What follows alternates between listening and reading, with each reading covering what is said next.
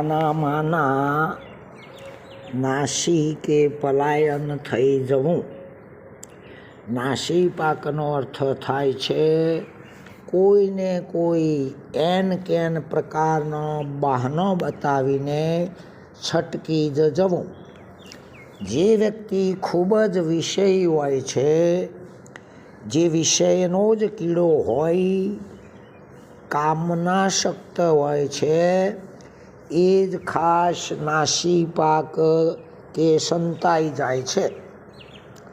દાખલા તરીકે સાપ, વળી હાથી તથા પર સ્ત્રી કે પછી પરપુરુષ ગમન હોય એ જલ્દીથી નાસી પાક થઈ જાય છે.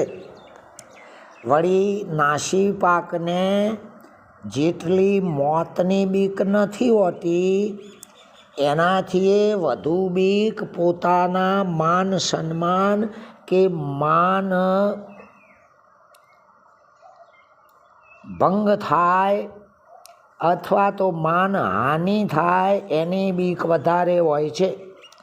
દાખલા તરીકે કંસ રાજા નાસી પાક વાતોના જ આકોટા કરતો હોય છે, પરંતુ ખરો ખેલ જામે એ પહેલાં તો ગાયબ કે રવાના જ થઈ ગયો હોય છે.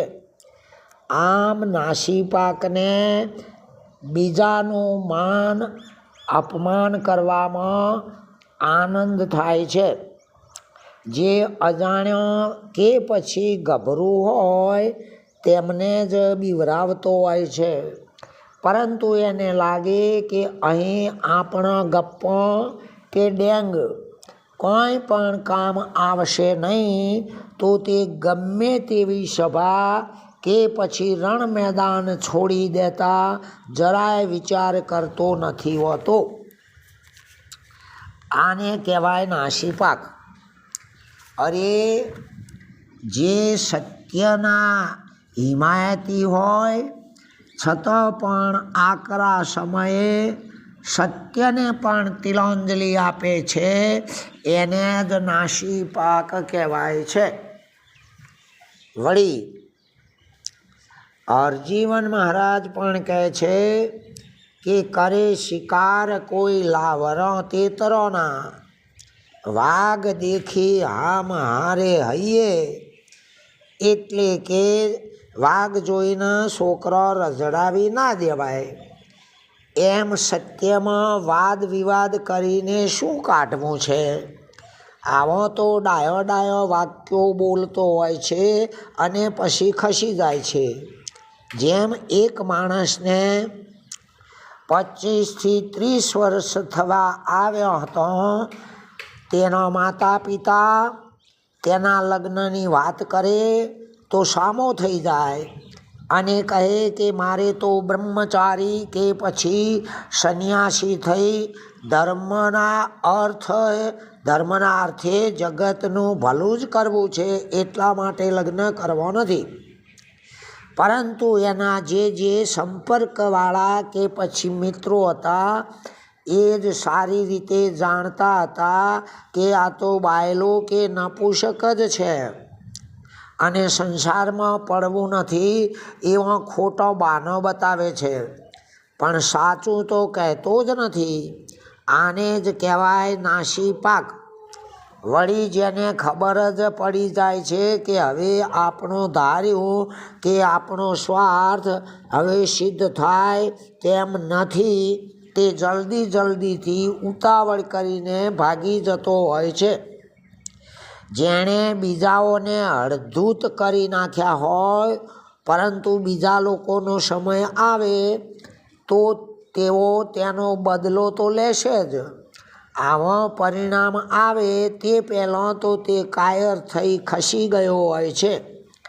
નાસી પાક વ્યક્તિને સાચા પુરુષો તેમના વર્તમાન અને વાણી જરાય પોસાતો જ નથી હોતો, એ જ નાસી પાક કહેવાય છે.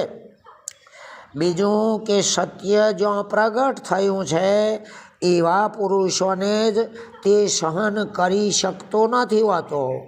જેમ હજારોનું જીવન જે સૂર્ય ઉગવાની શરૂઆત કરે એ પહેલાં તો નિશાચરો બધો જ ગભરાઈ જાય છે રાતવાળો, અને એ બધાનો આગેવાન ઘુવડ સૌથી પહેલો સૂર્ય ઉપર લાલ પીળો અને આકરો થઈ જાય છે, કારણ કે એને અંધારે રહેવાની અને બીજાને પણ અંધારે બાંધી રાખવાની જે મજા છે એ મજા જ રમણ ભમણ થઈ જવાની છે.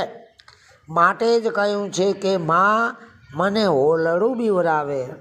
આમ નાસીપાક આવા હોલા ભડકણ જેવો જ હોય છે, કારણ કે જેને પોતાની જ પોતાની વાહવાનો જ ગુલામ છે એને બીજાની કીર્તિની બળતરા ચોક્કસ થવાની છે. એ બળતરા એને રાત દિન સતાવતી હોય છે.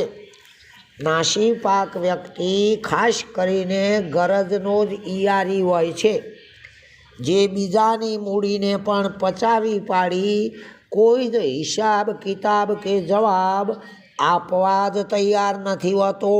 એ જ નાસીપાક છે. અરે જે એમ બોલે છે કે કદાચ મારો બાપ જ મરી જાય તો પણ મને જરાય શોક સતાવતો નથી, એ જ પુરુષ બીજા કોઈ સંબંધોને વશ થઈ દોડધામ કરે છે. તો ભાઈ આ વખતે શું જ્ઞાનની વાતો એના પિયર જતી રહી છે? જેમ એક છોકરાની જાન પરણવા જતી હતી, ચાલતા જવાનું હોય, તેના બાપે કોઈ શૂરવીર પુરુષને તૈયાર કર્યો કે ભાઈ અમારી જાનમાં તમે રક્ષક કે વળાવા તરીકે આવો, કારણ કે રસ્તામાં કોઈને કોઈ ઉપાધિ આવે કે જાન લૂંટાય તો તમે સાચવી શકો એમ છો. આ ભાઈ ઘેર જઈને બખ્તર, ઢાલ, તલવાર, બુકાનો અને કમરપટ્ટો બાંધીને માથે લોખંડી ટોપો હેલ્મેટ જેવું ઉપર પાઘડી બાંધીને આવી ગયો. પછી જાન બેફિકર બની ગઈ. હવે આ તૈયાર થઈને આવેલા શૂરવીરે મૂર્તિયાના બાપાને કહ્યું કે તમે મને શું આપશો, એટલે કે કેટલા રૂપિયા આપશો?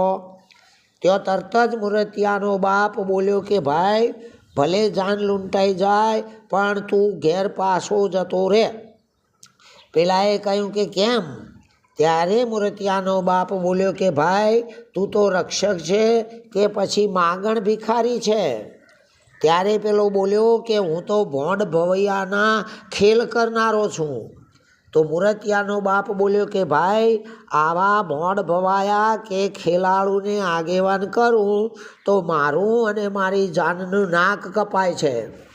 આને જ કહેવાય છે કે નાસીપાક જેવો જગતમાં બીજો કોઈ જ ખેલાડુ હોતો નથી. અરે સમયે સભામાં માફી માગનાર બીજી જ ક્ષણે સિંહ થવા જાય. શું આ બાબતને ભૂલી જવી? એને જ નાસીપાક કહેવાય છે. આમ નાસીપાક બીજાના દાખલા આપવામાં પાવરધો હોય છે, પણ એને ખુદની હૈયા હિંમત હોતી જ નથી.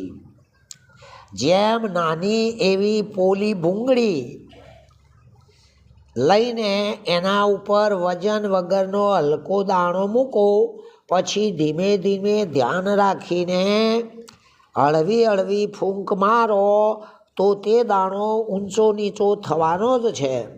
આપણે બાળ અવસ્થામાં જેને નટની રમત કહેતા હતા અને રમત રમતા હતા, પરંતુ જો કદાચ કોઈ ઉતાવળી કે ભારે ફૂંક આવી જાય તો તે દાણો એટલે કે નટ ક્યાંય જઈને પડવાનો છે, અડદના દાણા જેવો હોય.